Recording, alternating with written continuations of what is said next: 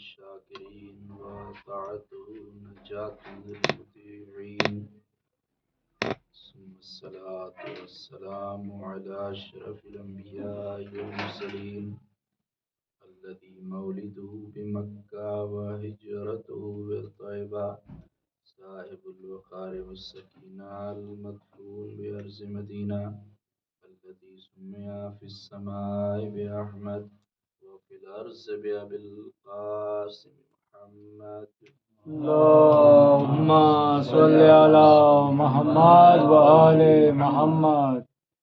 الصلاة والسلام على أهل بيته الطيبين الطاهرين المعصومين المظلومين الغر الميامين واللعنة الدائمة الباقية الجارية القائمة الثابتة والأعداء أجمعين.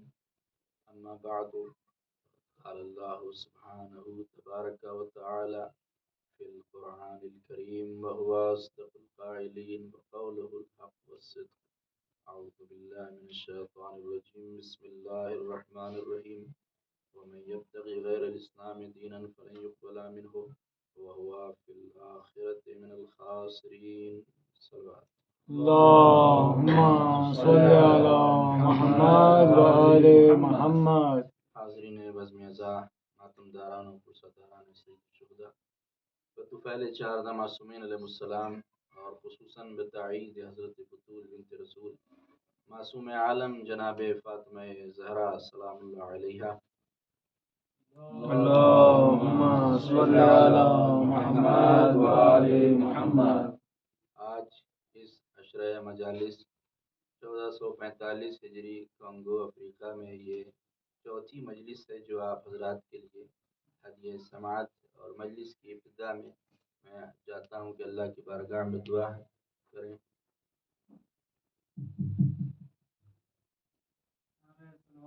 اللهم صل على محمد وآل محمد. اللہ کی بارگاہ میں دعا کرتے ہیں کہ پروردگار پہلے محمد والے محمد ہماری اس عزاداری کو اپنی بارگاہ میں شرف قبولیت عطا فرما.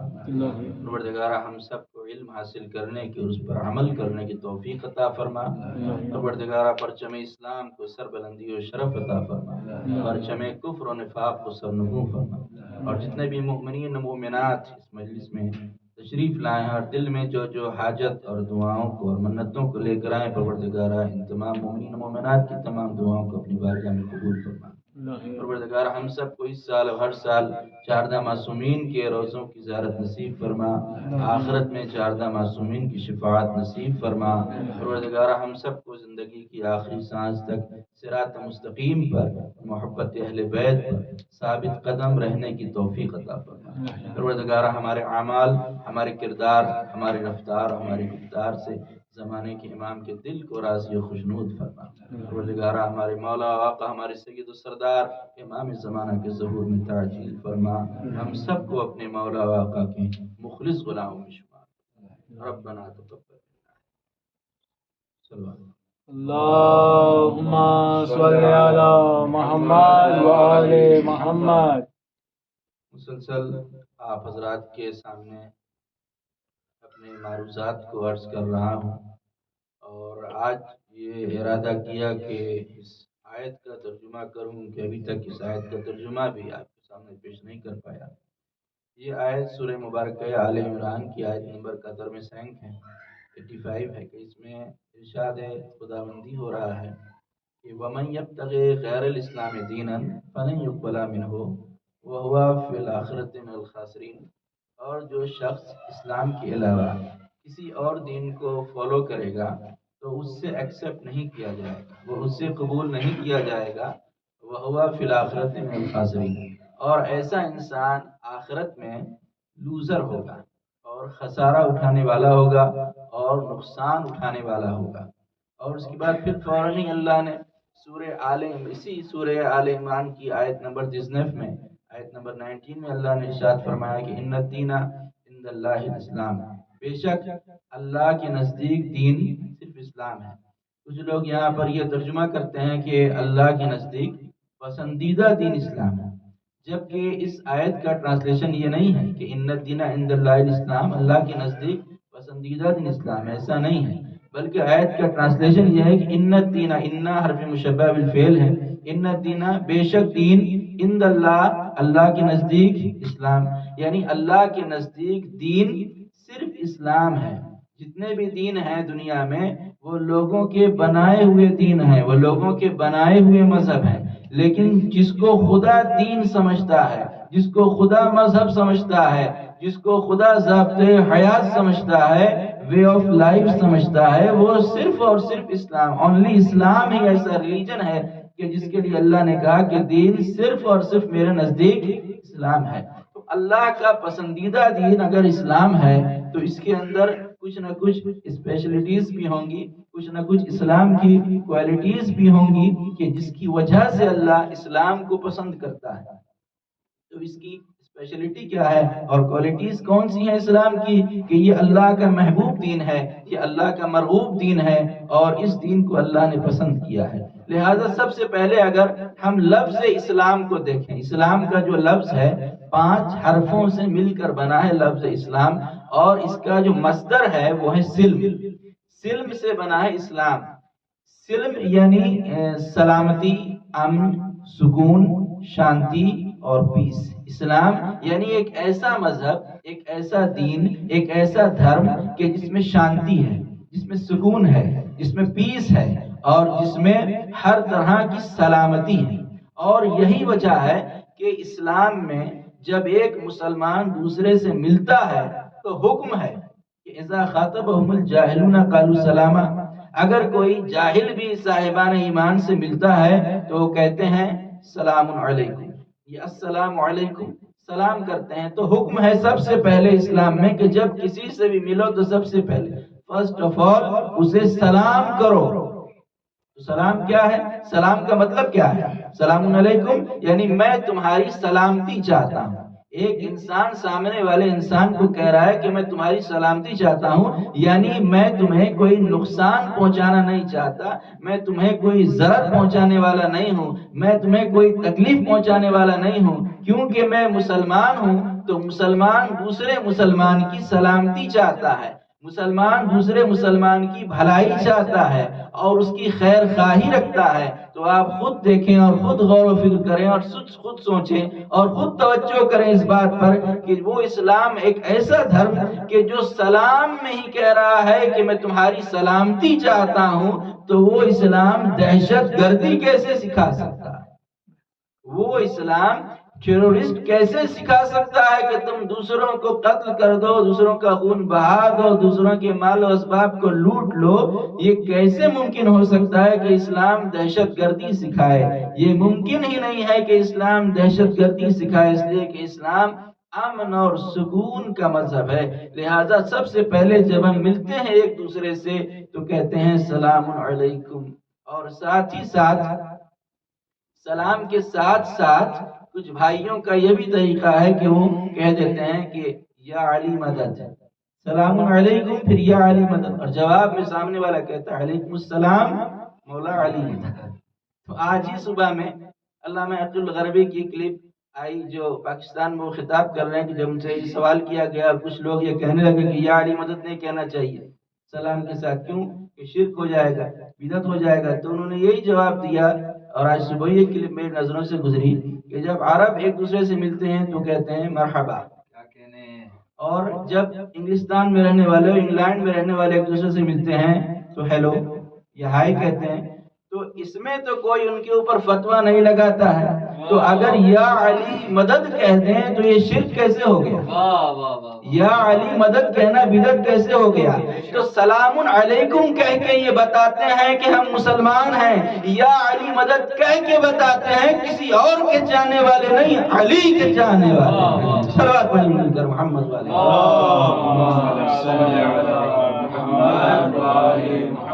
یا علی مدد کہہ کے اپنی آئیڈینٹی کو بتاتے ہیں کہ ہم کس کے چاہنے والے ہیں۔ اور ایک شاعر نے تو یہ بھی کہہ دیا کہ کہتا ہوں یا علی مدد پہلے سلام سے، کیونکہ یہ ایک حدیث ہے خیر الانام سے، کیونکہ یہ ایک حدیث ہے خیر الانام سے، سن کے علی کا نام جو چہرہ بگاڑ لے، کرنا نہیں سلام اس نسل حرام. صلوات پڑھیے محمد والے.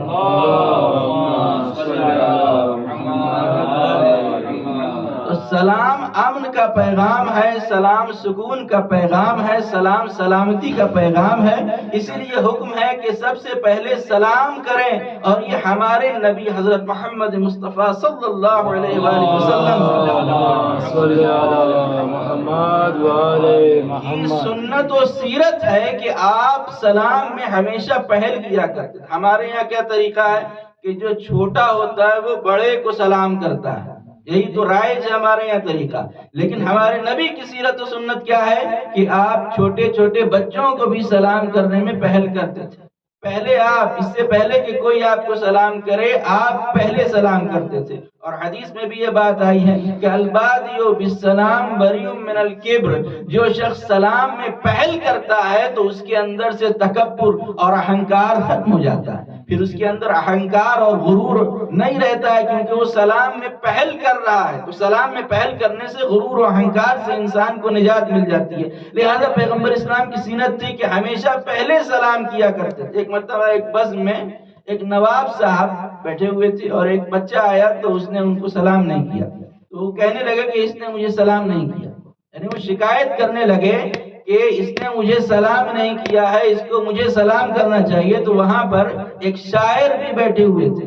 تو انہوں نے جب دیکھا کہ نواب صاحب ضد کر رہے ہیں کہ اس نے مجھے سلام نہیں کیا، تو اس نے فوراً کہا کہ دیکھا اگر نہیں ہے تو دوبارہ سلام لے، اے طالب سلام یہ میرا سلام لے، اے طالب سلام یہ میرا سلام لے. لہذا پیغمبر اسلام کی سنت و سیرت تھی کہ ہمیشہ پہلے سلام کیا کرتے تھے بچوں کو. ایک مرتبہ آپ ایک راستے سے گزر رہے تھے، کچھ بچے میدان میں کھیل رہے تھے اور ایک بچہ چھپ کر کھڑا ہو گیا کہ پیغمبر اسلام ہمیشہ سلام میں سبقت کرتے ہیں تو ان سے پہلے میں ان کو سلام کرتا ہوں. لہٰذا رسالت مآب جب وہاں سے گزرے تو وہ باہر آیا اور فوراً اس نے کہہ دیا کہ السلام علیکم یا رسول اللہ. تو جیسے ہی پیغمبر اسلام کو کہا، سلام کیا، گستاخانہ انداز تھا. تو پیغمبر اسلام نے بھی اس طرح جواب دیا کہ علیک السلام یا ولد الحرام. جب پیغمبر اسلام نے اس کو ولد الحرام کہا اور یہ بات بچوں سے بڑوں تک پہنچی، صحابیوں تک پہنچی، اور یہ بات جب اس بچے کے باپ تک پہنچی تو پیغمبر اسلام کے پاس آیا اور آ کر پوچھا یا رسول اللہ، میں نے سنا ہے کہ آپ نے میرے بیٹے کو ولد الحرام کہا ہے. تو آپ نے کہا تو یہ بات صحیح ہوگی. پیغمبر اسلام کا سچا چاہنے والا تھا، لیکن پوچھا کہ میں یہ جاننا چاہتا ہوں کہ اس میں میری غلطی ہے یا میری بیوی کی غلطی ہے، میری غلطی ہے یا میری زوجہ کی غلطی ہے.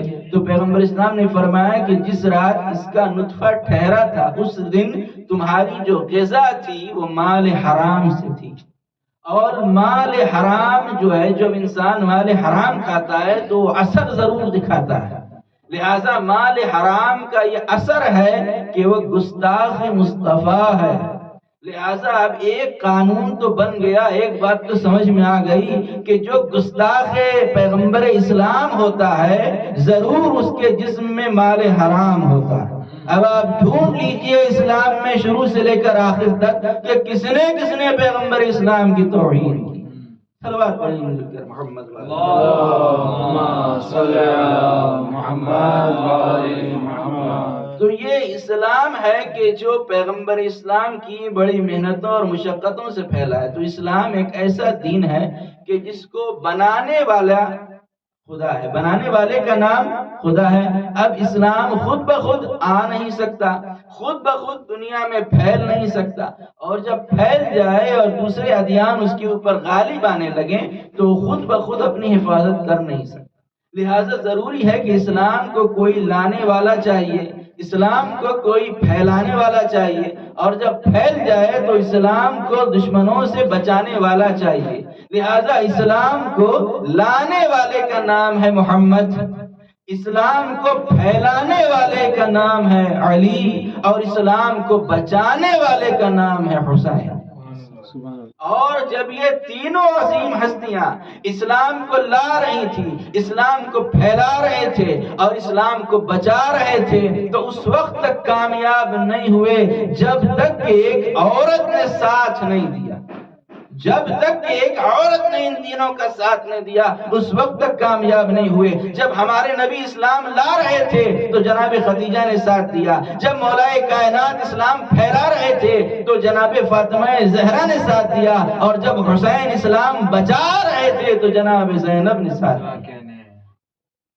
اور اس طرح سے پیغمبر اسلام کو لانے والے ہیں، اور پیغمبر اسلام ہیں کہ جب اسلام لے کر آئے ہیں پیغمبر اسلام، تو اب تک جب تک اعلان رسالت ہمارے نبی نے نہیں کیا تھا اس وقت تک تو سب کے سب صادق اور امین کہہ کر مخاطب کر رہے تھے، لیکن جیسے ہی پیغمبر اسلام نے 40 سال کی عمر میں کوہ فاران سے یہ اعلان کر دیا کہ اب کسی اور بت کی پرستش نہ کرنا، اب سارے بت باطل ہیں، لا الہ الا اللہ، there is no God but اللہ، کوئی خدا نہیں ہے سوائے ایک خدا وحدہ لا شریک کے۔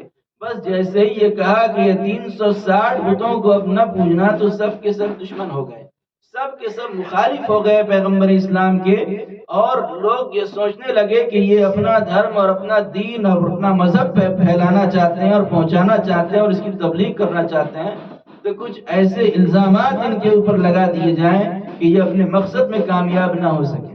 لہٰذا اس وقت کے لوگوں نے، عرب کے لوگوں نے پیغمبر اسلام کے اوپر 3 تہمتیں لگائیں اور 3 بہتان پیغمبر اسلام کے اوپر لگائے۔ سب سے بڑا بہتان یہ لگایا کہ یہ ساحر ہے، ساحر یعنی یہ جادوگر ہے۔ تو کیوں جادوگر کہا گیا پیغمبر اسلام کو؟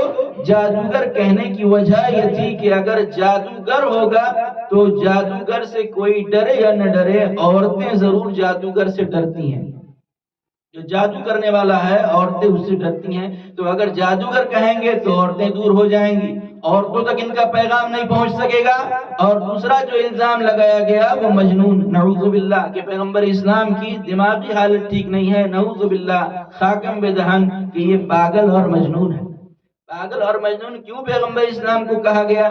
اس لیے کہ جو پاگل اور مجنون ہوتا ہے بچے اس سے بھاگتے ہیں، بچے اس سے ڈرتے ہیں، تاکہ ان کو مجنون کہا جائے تو کوئی بچہ ان کی بات کو نہ سنے اور بچوں تک ان کا پیغام نہ پہنچ سکے۔ اور اس کے بعد جو تیسرا الزام لگایا گیا وہ یہ کہ یہ شاعر ہے۔ شاعر کا مطلب اس زمانے میں یہ تھا کہ جو بہکی بہکی باتیں کرتا تھا، ایسے اشعار کہتا تھا کہ مثلا کوا اندھیری رات میں دن بھر اڑا کیا، اس طرح کا جو شعر کہتا تھا عرب میں تو اس کو شاعر کہا جاتا تھا۔ تو شاعر اس لیے کہا گیا کہ جو پڑھے لکھے لوگ ہیں عرب کے وہ ان سے دور ہو جائیں اور وہ سمجھیں کہ یہ تو بہکی بہکی باتیں کرتے ہیں، وہ ان کی باتوں کو نہ سنیں۔ لہٰذا عرب کے لوگوں نے یہ منصوبہ بنایا اور یہ پلاننگ بنائی کہ ان 3 چیزوں کے ذریعے سے ساحر کہہ کے، مجنون کہہ کر اور آپ کو شاعر کہہ کے پبلک سے الگ کر دیا جائے۔ جب یہ تنہا رہ جائیں گے تو پھر اسلام کی تبلیغ کر نہیں سکیں گے، اسلام کا پیغام پہنچا نہیں سکیں گے۔ لیکن یہ بھی اللہ کی مصلحت تھی اور اللہ نے بھی اپنا منصوبہ بنایا، لوگوں نے اپنا منصوبہ بنایا اور اللہ نے اپنا منصوبہ بنایا۔ لوگ یہ چاہ رہے تھے کہ مجنون کہہ کر سب بچوں کو دور کر دیں، تو اللہ نے کہا ٹھیک ہے تم سب کو دور کر دو گے، لیکن ایک 13 برس کا بچہ ہی ہوگا جو مدد کے لیے سب سے پہلے کھڑا ہوگا۔ ساحر کہہ کے عورتوں کو دور کرنا چاہا، لیکن اللہ نے یہ منصوبہ بنایا کہ وہ ملیکۃ العرب ہوگی جو پیغمبر اسلام کا ساتھ دے گی۔ شاعر کہہ کر پڑھے لکھے لوگوں کو دور کرنا چاہا تو اللہ نے سردار مکہ جناب ابو طالب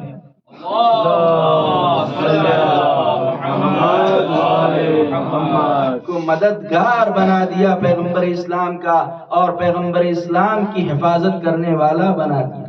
اور اس طرح سے جب ان تینوں نے ساتھ دیا ہے پیغمبر اسلام کا تو پیغمبر اسلام نے تبلیغ اسلام کی شروعات کی۔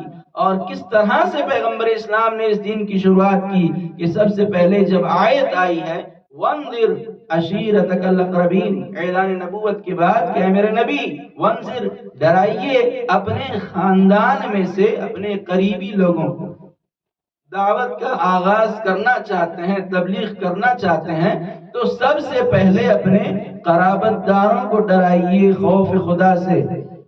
تو اب پیغمبر اسلام کو کیا کرنا ہے؟ توحید کا پہلا جلسہ کرنا ہے، لا الہ الا اللہ کا پہلا جلسہ کرنا ہے۔ تو پیغمبر اسلام نے کس گھر کا انتخاب کیا؟ توحید کے پہلے جلسے کے لیے پیغمبر اسلام نے بیت جناب ابو طالب کا انتخاب کیا۔ تو ہونا تو یہ چاہیے تھا، میں کہوں گا پروردگار اعلان کرنا ہے توحید کا، پیغام پہنچانا ہے توحید کا، لا الہ الا اللہ کا پیغام پہنچانا ہے، تو یہ پیغام تو خدا کے گھر میں ہونا چاہیے، بیت اللہ میں بنیاد رکھنی چاہیے تھی، اعلان توحید بیت اللہ سے ہونا چاہیے تھا، کیونکہ بیت اللہ خدا کا گھر ہے، بات خدا کی ہوگی تو خدا کے گھر میں ہو، لیکن جواب یہی ملے گا اور ہسٹری اور تاریخ اور اتہاس کے جواب دے گا بیت اللہ سے تبلیغ نہیں ہو سکتی تھی، اس لیے کہ اس وقت خانہ کعبہ میں چاروں طرف بت رکھے ہوئے تھے۔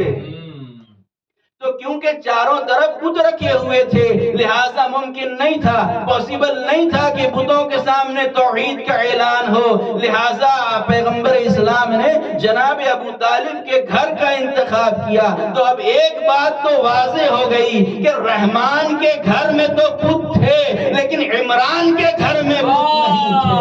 واہ واہ واہ سبحان اللہ، واہ واہ واہ واہ۔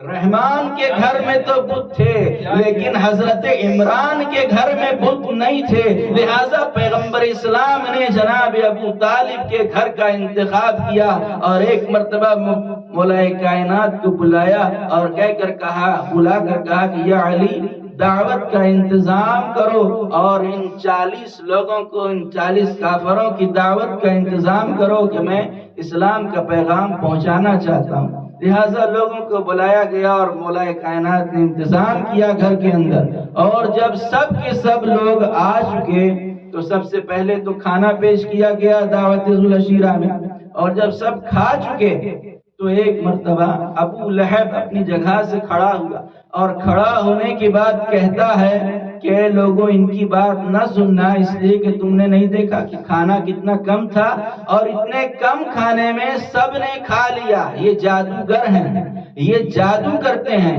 لہٰذا اس نے مجمع کو بہکایا اور جب بہکایا تو پورا مجمع پہلے دن چلا گیا۔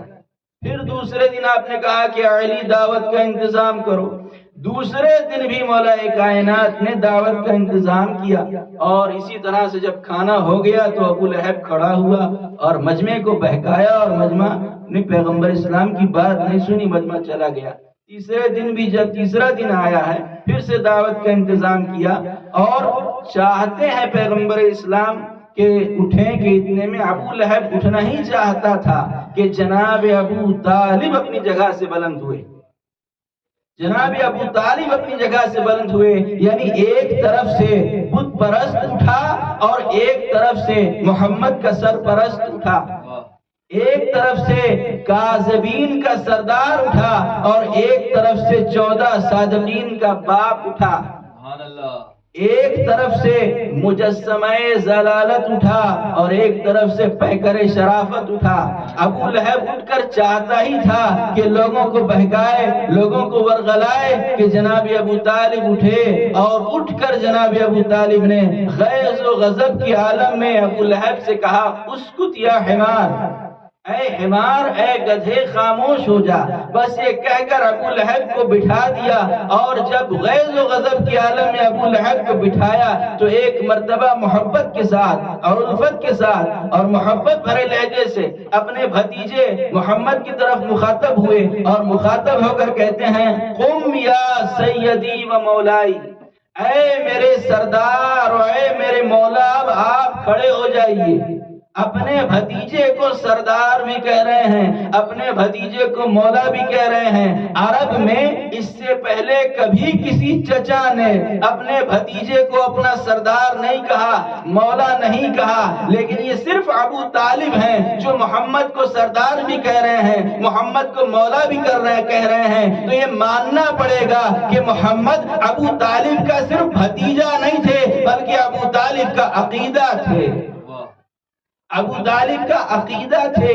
بس جیسے ہی کہا ہے پیغمبر اسلام کو کہ اتنے میں پیغمبر اسلام کھڑے ہو گئے اور پیغمبر اسلام نے لوگوں کو اللہ کی توحید کا پیغام پہنچایا اور کہا کہ اے لوگوں، میں تمہارے لیے ایسی چیز لے کر آیا ہوں کہ جس میں دنیا اور آخرت کی بھلائی ہے، اور اس سے پہلے کوئی تمہارے لیے ایسی بھلائی لے کر نہیں آیا۔ فَأَيَّكُمْ يُوَازَرْنِي فِي هَذَا الْأَمْرِ أَلَا أَن يَكُونَ وَسِي وَوَزِيرِي وَوَسِيخ بِي من بعدی، بس تم میں سے کون ہے کہ جو اس امر تبلیغ میں میری مدد کرے تاکہ وہ میرا وزیر بن جائے، میرا وصی بن جائے، میرا وزیر بن جائے اور میرا جانشین بن جائے۔ جب پیغمبر اسلام نے دعوت ذوالعشیرہ میں کہا کہ میں وزیر ہر ایک کو بنانے کے لیے تیار ہوں جو میری مدد کرے، تو اگر کسی کو وزیر بننے کا شوق تھا تو دعوت ذوالعشیرہ میں نصرت کا وعدہ کرنا چاہیے تھا، دعوت ذوالعشیرہ میں مدد کا وعدہ کرنا چاہیے تھا۔ لیکن جب دعوت ذوالعشیرہ میں پیغمبر اسلام نے کہا کون ہے جو میری مدد کرے، تو اس وقت کأنہم رؤوسہم الطیر، ایسا سکوت تھا کہ سب کے سر کے اوپر پرندہ بیٹھا ہو کہ اگر سر بھی ہلائیں گے تو پرندہ اڑ جائے گا۔ ایسی خاموشی تاری تھی مجمع کے اوپر، کوئی نہیں اٹھا کہ جو کہتا کہ اس تبلیغ کے کام میں ہم آپ کی مدد کریں گے۔ اگر کوئی اٹھا تو صرف 13 برس کا ایک بچہ علی ابن ابی طالب۔ اللہم صلی علی محمد وآل محمد۔ فرماتے ہیں یا رسول اللہ، یا رسول اللہ میں اس میں آپ کی مدد کروں گا۔ آپ نے فرمایا علی تم بیٹھ جاؤ۔ پھر دوسری مرتبہ اعلان کیا کہ کون ہے جو اس کار تبلیغ میں میری مدد کرے تاکہ میرا وزیر و میرا جانشین بن جائے۔ پھر کوئی نہیں اٹھا، پھر علی اٹھے۔ پھر تیسری مرتبہ جب اعلان کیا پھر کوئی نہیں اٹھا، پھر یہی 13 برس کا بچہ صرف مولا کائنات اٹھے۔ تو آپ نے فرمایا کہ اب تم میرے وصی ہو، میرے وزیر ہو، میرے جانشین ہو اور میرے بعد میرے خلیفہ ہو۔ تو اب کہنا پڑے گا کہ ولایت مولا کائنات ایسا بادل ہے کہ جو اٹھا تھا ذوالعشیرہ میں اور برسا غدیر میں، اٹھا تھا ذوالعشیرہ میں اور برسا غدیر میں، اور اس کا پانی بھی بہت عجیب و غریب تھا۔ مومن کے منہ میں گیا تو سیپ بن گیا، موتی بن گیا، اور منافق کے منہ میں گیا تو زہر بن گیا، منافق کے منہ میں گیا تو زہر بن گیا۔ پیغمبر اسلام نے اعلان کر دیا کہ میرے بعد اگر کوئی میرا وصی، میرا وزیر، میرا جانشین ہوگا تو صرف اور صرف ابو طالب کا بیٹا ہوگا۔ لہٰذا جناب ابو طالب نے 40 کافروں کے بیچ میں اللہ کے نبی کو سید و سردار بھی کہا، مولا بھی کہا۔ تو اللہ نے آواز دیا ابو طالب حل جزاء الاحسان الا الاحسان، میں کسی کا احسان اپنے اوپر رکھتا نہیں ہوں۔ اگر تم نے 40 کافروں کے درمیان میرے نبی کو مولا کہا ہے تو میں بھی 1.25 لاکھ حاجیوں کے درمیان تمہارے بیٹے علی کو محمد کے ہاتھوں پہ بلند کروا کے کہوں گا کہ من کنت مولا ہو فہذا علی۔ نعرہ حیدری یا علی، جس کا میں مولا ہوں اس کے یہ علی بھی مولا ہیں۔ لہٰذا پیغمبر اسلام نے غدیر کے موقع پر اسی وعدے کو پورا کیا کہ جو ذوالعشیرہ میں مولا کائنات سے کیا تھا۔ لہٰذا پورے اسلام میں اگر آپ دیکھیں کہ اسلام کی تبلیغ میں کس نے پیغمبر اسلام کا ساتھ دیا تو وہ صرف اور صرف مولا کائنات نظر آتے ہیں۔ اسی لیے کسی شاعر نے بڑی اچھی بات کہی کہ اسلام پہ احسان کیا میرے علی نے، اسلام پہ احسان کیا میرے علی نے، ہم رتبہ قرآن کیا میرے علی نے، کعبہ تو زمانے کو سکھاتا رہا تہذیب، کعبے کو مسلمان کیا میرے علی نے۔ صلوات پڑھیے۔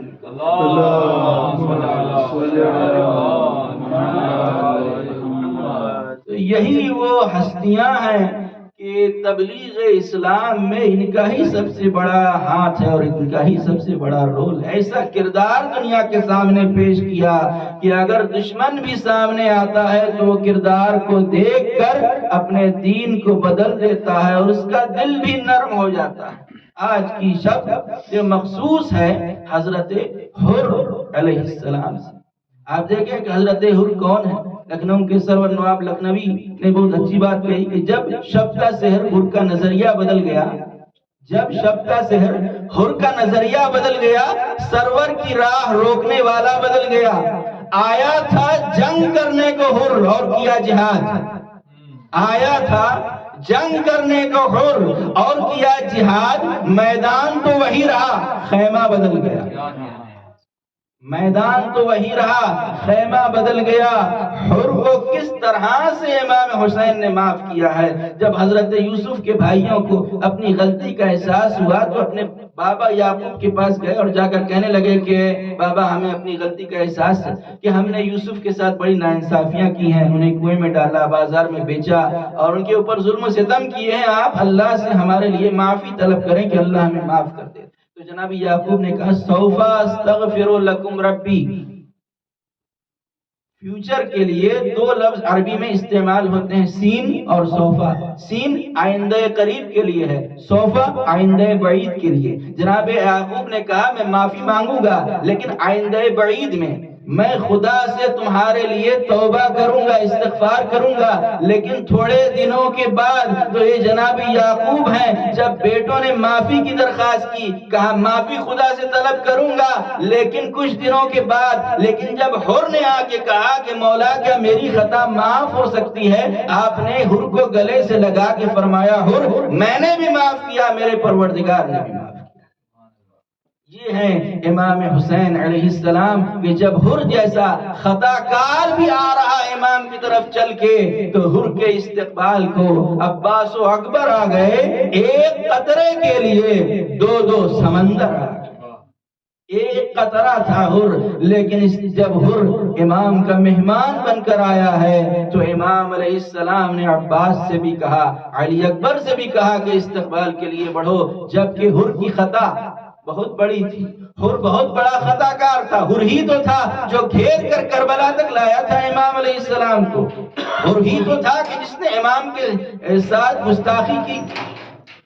اور جب راستے میں امام کی نظر پڑی ہے حر کے لشکر کی طرف تو کیا دیکھا کہ پورا لشکر پیاس سے تڑپ رہا ہے، جاں بلب ہے، گھوڑے اور جتنے بھی سواری کے جانور ہیں وہ پیاس سے تڑپ رہے ہیں اور عنقریب دشمن کا لشکر مر جانے والا ہے۔ تو دنیا کے ہر ایک مذہب میں، ہر ایک دین میں دشمن کے ساتھ برے سے برا سلوک جائز ہے۔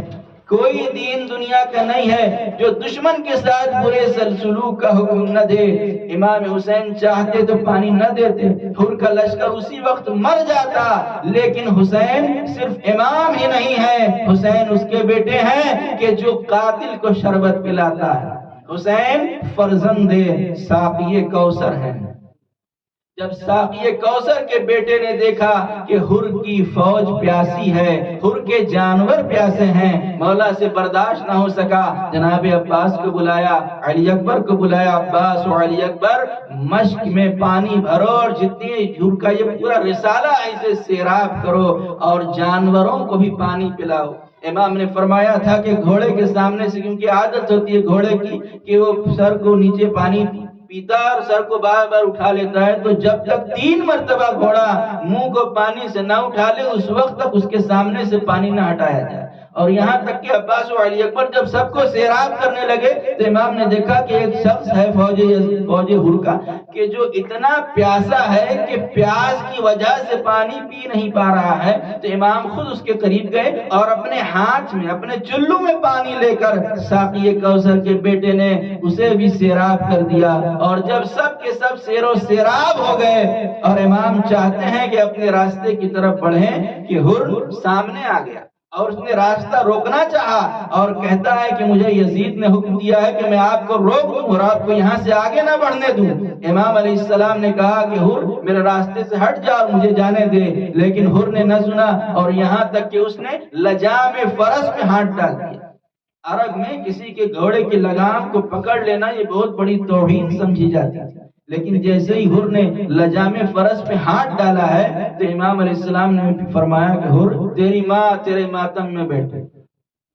جیسے ہی امام نے فرمایا تو حر نے کہا کہ اے فرزند رسول، میں بھی آپ کو یہ جواب دے سکتا تھا، لیکن میں کیا کروں کہ آپ کی ماں خاتون جنت ہے، میں تو آپ کی ماں کا نام بھی اپنے زبان پر نہیں لا سکتا تھا۔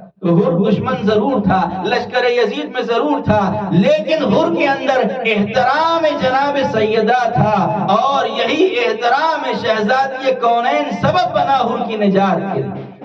حر کی نجات کے لیے یہی سبب بنا، اور اتنا احترام تھا حر کے دل میں شہزادی کونین کا، اسی لیے تو امام نے حر کو وہ تحفہ دیا جو کسی بھی شہید کو امام نے نہیں دیا۔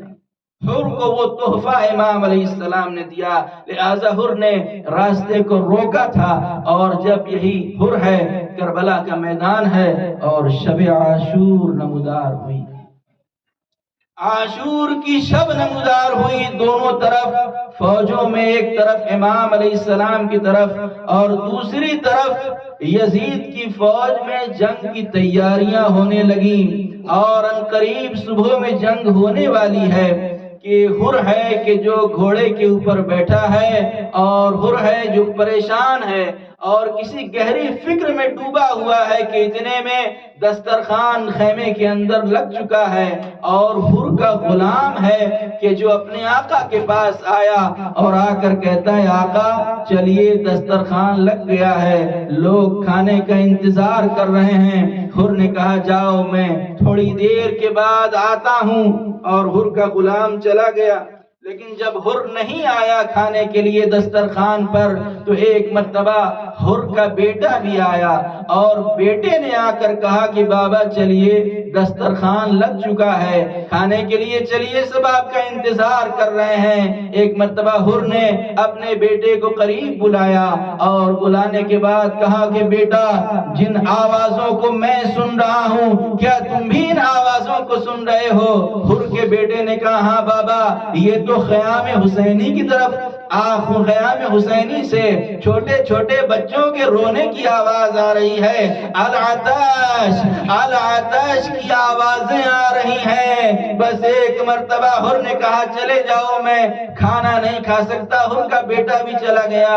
رات یہ شب عاشور کی رات بڑی بے چینی کے ساتھ، بڑے ہی کرب کے ساتھ حر نے گزاری، یہاں تک کہ جب اذان صبح کا وقت ہوا، ایک مرتبہ حر چاہتا ہے کہ وضو کرے، پانی کو لیتا ہے کہ ہاتف غیبی کی آواز آئی ہے حر تو پانی کو بہا رہا ہے، اور حسین کے خیمے میں چھوٹے چھوٹے بچے ہیں جو پیاسے ہیں، حسین کے چھوٹے چھوٹے بچے ہیں کہ جو پیاس سے بلک رہے ہیں۔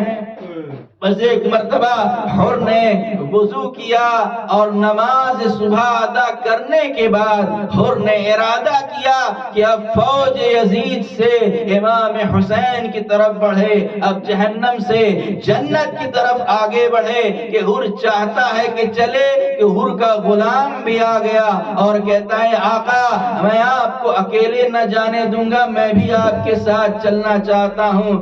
حر کا بھائی بھی آ گیا، حر کا بیٹا بھی آ گیا، اور یہ چاروں کے چاروں حر چاہتا ہے کہ چلے امام کی طرف۔ تو حر نے اپنے غلام سے کہا میں چاہتا ہوں کہ میری آنکھوں پر پٹی باندھ دو، اس لیے کہ میں نے بہت بڑی خطا کی ہے، میں بہت بڑا گناہگار ہوں، جب میں اپنے مولا کے سامنے جاؤں گا تو ان سے کیسے آنکھوں کو ملاؤں گا، میری آنکھوں پر پٹی باندھ دو۔ اور پھر غلام سے کہا کہ میرے دونوں ہاتھوں کو بھی رسی سے باندھ دو، تاکہ اس طرح سے اپنے آقا کی خدمت میں جاؤں کہ جیسے ایک قیدی جاتا ہے، ایک گناہگار جاتا ہے۔ بس یہ کہہ کر آنکھ پر پٹی باندھی گئی، دونوں ہاتھوں کو بندھوا کر حر خطاکار کی طرح، ایک گناہگار کی طرح فرزند زہرا کے خیمے کی طرف بڑھا ہے۔ اور جب امام کی نظر پڑی کہ حر آ رہا ہے تو ایک مرتبہ عباس کو آواز دی، علی اکبر کو آواز دی، اے عباس اے علی اکبر آؤ ہمارا مہمان آ رہا ہے، حر کے استقبال کے لیے آگے بڑھو۔ ایک مرتبہ جناب عباس آگے بڑھے، ایک طرف سے علی اکبر آگے بڑھے، اور بڑے ہی عزت و احترام کے ساتھ حر کا استقبال کیا. حر کو خیمے کے اندر لے کر گئے اور خیمے کے اندر حر کو بٹھایا. جب حر خیمے میں بیٹھ گیا تو ایک مرتبہ مولا نے فرمایا کہ حر تم ایسے وقت میں میرے مہمان بنے ہو کہ آج میرے پاس پانی بھی نہیں ہے. آج میرے پاس پانی بھی نہیں ہے کہ میں تمہارے سامنے پانی پیش کروں. حر شرمندہ ہوا اور کہتا ہے آقا یہ حالت آپ کی میری ہی وجہ سے ہوئی ہے. جب خیمے سے قریب سے بچوں کے رونے کی آوازیں سنائی دی حر نے کہا آقا بس اب جلدی مجھے مرنے کی اجازت دیجئے. سب سے پہلے حر کے بیٹے نے مرنے کی اجازت طلب کی. حر کے بیٹے کو اجازت ملی. ایک مرتبہ حر کا بیٹا مقتل میں گیا جنگ کی اور ایک مرتبہ جب پشت فرس سے زمین پر آیا ہے تو اپنے باپ کو مدد کے لیے پکارا. حر کمر کو تھامے ہوئے مقتل کی طرف بڑھا لیکن جب بیٹے کے لاشے پر گیا تو عجیب منظر دیکھا. کیا دیکھا کہ حسین ہے کہ جو حر سے پہلے حر کے بیٹے کی لاش کو اپنی گود میں لیے ہیں. زانو پر حر کے بیٹے کا سر ہے. ایسا ہی حر نے دیکھا کہ آقا آپ نے کیوں زحمت کی. جزاکم اللہ خیر الجزا. خدا آپ کو کوئی غم نہ دے سوائے غم مظلوم کربلا کے.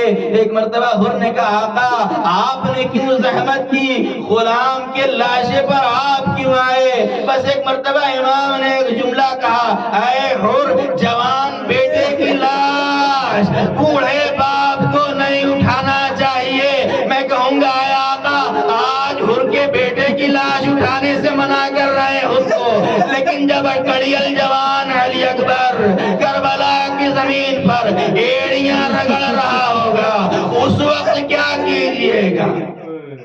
آپ ہی ہوئیے گا اور تنہے تنہا علی اکبر کے لاشے کو اٹھائیے گا. بس حر کا بیٹا, حر کے بیٹے نے جام شہادت نوش کیا. اب حر نے بھی اجازت مانگی اور حر بھی میدان مقتل میں گئے اور جانے کے بعد اپنی جان کا عظیم نذرانہ بارگاہ خالق میں پیش کیا. اور جب زمین پر آئے ہیں رمق جان باقی ہے کہ مولا حر کے لاشے پر پہنچے تو کیا دیکھا کہ حر کی پیشانی سے خون بہ رہا ہے. خون کا فوارہ جاری ہے اور وہ خون بند نہیں ہو رہا ہے. تو ایک مرتبہ آپ نے اس رومال کو نکالا کہ جو آپ کی ماں فاطمہ زہرا نے اپنے ہاتھوں سے بنایا تھا. اس رومال کو حر کی پیشانی پر باندھا اور رومال کا باندھنا تھا کہ خون رک گیا. بس ایک مرتبہ مولا نے فرمایا اے حر تیری ماں نے تیرا بڑا اچھا نام رکھا ہے, انت حر فی الدنیا والآخرہ. اے حر تو دنیا میں بھی آزاد ہے آخرت میں بھی آزاد. وَإِنَّا إِلَيْهِ رَاجِعُونَ. ذنب قضائي وتسليم وسع لنا